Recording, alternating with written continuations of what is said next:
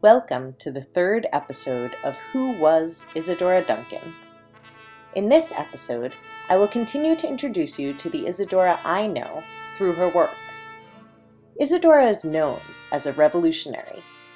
Most dancers know she revolutionized the art of dance, dancing in bare feet and showing the pull of gravity in her movement. But Isadora's revolution went far beyond the stage. Her passion for the art of dance was all-encompassing, but her desire to affect the world influenced her life, her movement, and the subjects about which she danced.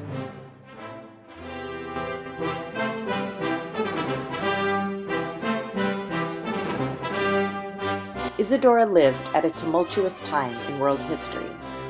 While her early work was reflective of the world in which she lived, it was more subtle in its messaging.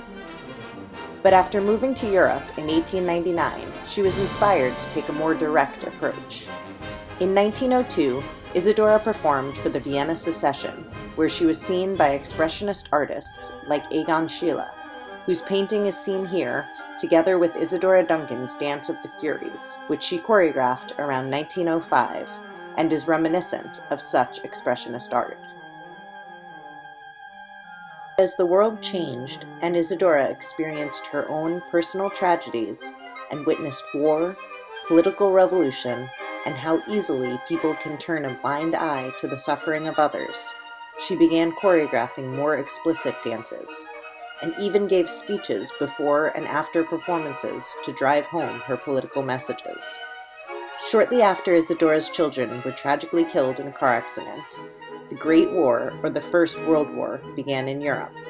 Isadora was living in France at the time, and many of her students were German nationals. To protect them, she brought them to the United States. The United States would not join the war effort for another 3 years. In 1915, dancing at the Metropolitan Opera House in New York, Isadora first performed La Marseillaise, the French national anthem. She later wrote that it was a call to the boys of America to rise and protect the highest civilization of our epoch, that culture which has come to the world through France. This was likely the best example of a dance choreographed to convey a specific political message. Unfortunately, as Isadora always performed this piece herself, never teaching it to her protégés, the actual movements have been lost. However, 2 other pieces, choreographed at that time and with similar messaging, have been passed down through generations of Duncan dancers. These are Tchaikovsky's Pathtique and Chopin's Polonaise Militare. The Polonaise, seen here, was first performed shortly before the U.S. entered the Great War in 1917. In this dance, Isadora calls to America to join the war, pointing at the audience and making eye contact with those she can. Both this dance and the Pathtique have a central figure and a group. As compared to her earlier works, the movements in these military dances are characterized by sharper, straighter gestures with an emphasis on the downbeat in the music. In 1921, inspired by the Russian Revolution and the new Russian government's promise to support her new school, Isadora moved to Russia. There, her choreography continued to progress toward the overtly political. Revolutionary, seen here, is one of a trio of dances to Scriabin etudes.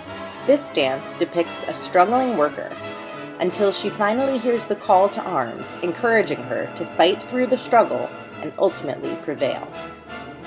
The Dubanushka and the Varshavianka were choreographed to Russian worker songs.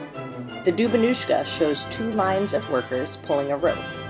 In the Varshavianka, seen here, dancers hold a red flag, symbolic of their struggle. As each dancer is shot down, another comes to recover the flag and continue the fight. Ultimately, they all rise again as the cause triumphs, even when the individuals do not.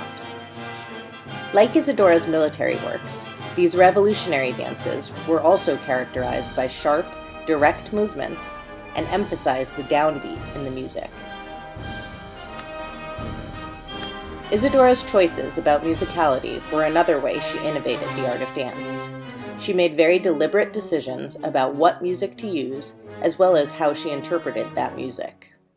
Please join us for the next episode of Who Was Isadora Duncan, where we will dive further into Isadora's music.